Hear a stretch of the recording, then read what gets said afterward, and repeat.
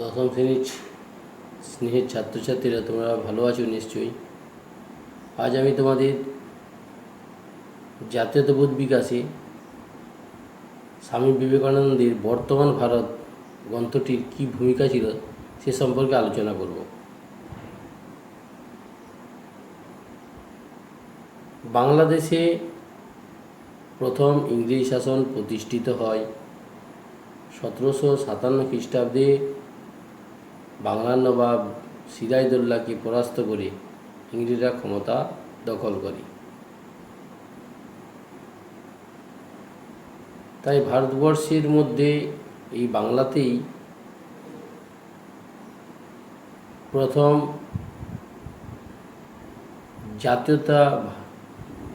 জাতীয়তাবোধের সঞ্চার ঘটেছিল। বাঙালিদের মধ্যেই ইংরেজ শাসনের বিরোধিতা, দেশের মুক্তিচিন্তা, দেশবাদীর মধ্যে অনৈক্য ও দুঃখ যন্ত্রণা এর প্রধান বৈশিষ্ট্য ছিল। এই যুগে বেশ কয়েকজন মনীষীর আবির্ভাব ঘটেছিল, যারা তাদের বিভিন্ন লেখনীর মধ্য দিয়ে দেশবাসীর মর্মবেদনা ফুটিয়ে তুলেছিলেন। তারা দেশ ও দেশবাসীর দেশ এবং দেশবাসীকে মুক্তির পথ দেখিয়েছিল। সেরকমই একজন মনীষী হলেন স্বামী বিবেকানন্দ। জাতীয়তাবোধ জাগরণের ক্ষেত্রে স্বামী বিবেকানন্দের লেখা বর্তমান ভারত গ্রন্থটির ছিল বিশেষ উল্লেখযোগ্য, বা এর অবদান ছিল অপরিসীম। এই বর্তমান ভারত এই গ্রন্থটির বিষয়বস্তু কী ছিল? বর্তমান ভারত গ্রন্থটির বিষয়বস্তু ছিল ভারতের সমাজ, সভ্যতা, সংস্কৃতি, ধর্ম ও রামকৃষ্ণের বাণী ও ভারতীয় জীবন আদর্শ। এই ছিল এই গ্রন্থটির মূল বিষয়বস্তু। এছাড়াও কিভাবে বৈদিক যুগ থেকে বৈদিক যুগ থেকে বর্তমানকাল পর্যন্ত বিভিন্ন তথ্য তুলে ধরা হয়েছে। বৈদিক যুগে যে ব্রাহ্মণ্যবাদের আধিপত্য ছিল, সেখান থেকে বর্তমানে কিভাবে শূদ্রদের জাগরণ ঘটল তার একটি রূপরেখা এই গ্রন্থে তুলে ধরা হয়েছে। স্বামী বিবেকানন্দ অনেকগুলি গ্রন্থ রচনা করেছিলেন। বর্তমান ভারত, প্রাচ্য পাশ্চাত্য, পরিব্রাজক, কিন্তু তার মধ্যে এই বর্তমান ভারত এই গ্রন্থটিতে বিভিন্ন দিক সম্বন্ধে তুলে ধরা হয়েছে। স্বামী বিবেকানন্দ সমগ্র দেশবাসীকে অখণ্ড রূপে দেখেছিলেন। সামাজিক ভেদাভেদ ভুলে সমগ্র দেশবাসীর প্রতি তিনি আহ্বান জানিয়েছিলেন যে, হে ভারতবাসী, ভুলিও না তুমি জন্ম হইতেই মায়ের জন্য বলি প্রদত্ত। এই কথাটা পরবর্তীকালে বিপ্লবীদের কাছে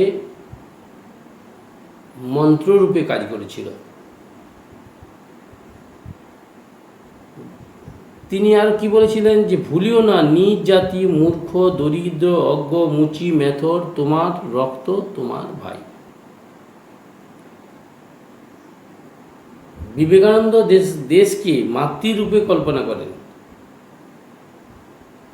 তার এইখানে কি বললেন তিনি, যে মায়ের জন্য বলি প্রদত্ত। তাহলে মাকে ইংরেজরা শিকলে বেঁধে দিয়েছেন, মা পরাধীন আছেন ইংরেজদের কাছে। সেই পরাধীনতার হাত থেকে ভারতকে মুক্ত করতে হবে।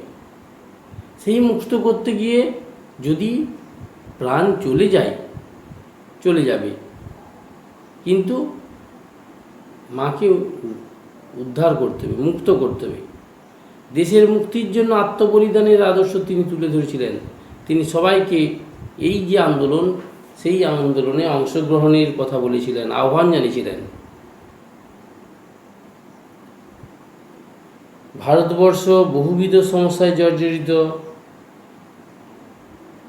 সেই সমস্যার হাত থেকে কীভাবে মুক্তি পাওয়া যাবে, সেই জন্য তিনি ভারতবর্ষকে নতুনভাবে গঠন করার জন্য যুব সমাজকে আহ্বান জানিয়েছিলেন। কারণ যুব সমাজেই পারে ভারতবর্ষকে ইংরেজদের হাত থেকে মুক্ত করতে। তাহলে দেশ গঠনের আহ্বান জানিয়েছিলেন তিনি, যুব সমাজের প্রতি আহ্বান জানাচ্ছেন, কারণ তারাই পারে সঠিকভাবে দেশকে এগিয়ে নিয়ে যেতে পারে। তারা পাশ্চাত্য প্রদেশের কর্মচঞ্চলতা, গতিময় জীবন তাকে প্রভাবিত করেছিল। তাই তিনি ভারতবাসীকেও কর্মময় জীবনে লিপ্ত হওয়ার পরামর্শ দেন, দেশের যুব সমাজকে এগিয়ে আসার আহ্বান জানান। তিনি সব দেবদেবীকে বাদ দিয়ে ভারতীয়দের একমাত্র আরাধ্য দেবতা ভারত মাতা। ভারত মাতার সকলকে পুজো করতে বলছেন তিনি সকলকে। তিনি আরও বলেন যে গীতা পাঠ অপেক্ষা ফুটবল খেলা অনেক ভালো, এবং এই ফুটবল খেলার মধ্য দিয়ে একদম স্বর্গের কাছাকাছি পৌঁছানো যাবে। তিনি চেয়েছিলেন প্রাচ্য, পাশ্চাত্য, প্রাচীন ও আধুনিক ভারতীয় জীবনধারার সমন্বয়ে সমস্ত ভারতবাসীকে নিয়ে এক নতুন ভারত গঠন করতে তিনি চেয়েছিলেন। তাই এই যে বর্তমান ভারত, সেই বর্তমান ভারতে তিনি বৈদিক যুগে দেখা যাচ্ছে ব্রাহ্মণ্যবাদের আধিপত্য ছিল, পরবর্তীকালে ক্ষত্রিয়দের আধিপত্য ছিল, তারও পরে দেখা যাচ্ছে বৈশ্যদের আবির্ভাব, এবং এর পরে তিনি দেখছেন শূদ্রদের জাগরণ ঘটছে। তো বিদেশি ইংরেজ শাসনে নির্যাতিত, শোষিত, হীনমন্যতায় আক্রান্ত ভারতবাসীকে জাগিয়ে তোলার ক্ষেত্রে তিনি বিশেষ অবদান রেখেছিলেন। বর্তমান ভারত গ্রন্থের মাধ্যমে তিনি যে বাণী দেন তা পরবর্তীকালে বিপ্লবী ও স্বাধীনতা সংগ্রামীদের কাছে প্রেরণা হয়ে কাজ করেছিল। তার বাণী হতাশ ভারতীয়দের আশার সঞ্চার জাগিয়েছিল, ভারতবাসীর মধ্যে আত্মবিশ্বাস জেগে উঠেছিল। তাই আর.জি. প্রধান তাকে ভারতীয় জাতীয়তাবাদের জনক বলে অভিহিত করছেন। এই যে বর্তমান ভারত, সেই গ্রন্থে তিনি আরও বেশ কিছু দিক তুলে ধরছেন। তিনি জাতীয়তাবাদ উন্নয়নে বর্তমান ভারত গ্রন্থটি নানাভাবে সহায়তা করেছিল। বৈদিক যুগ, বৌদ্ধ যুগ, মুসলিম যুগ ও ব্রিটিশ যুগ সম্বন্ধে আলোচনা আমরা পাচ্ছি এই গ্রন্থ থেকে। বিভিন্ন দেশের সঙ্গে ভারতের তুলনা করে ভারতীয়দের নিজ মন্ত্রে দীক্ষিত করার আহ্বান জানিয়েছিলেন।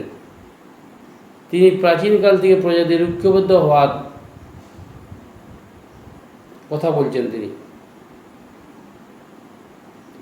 প্রাচীন ভারতের স্বায়ত্ত শাসনের সামান্য অস্তিত্ব থাকলেও তার বিকাশ সঠিকভাবে হয়নি।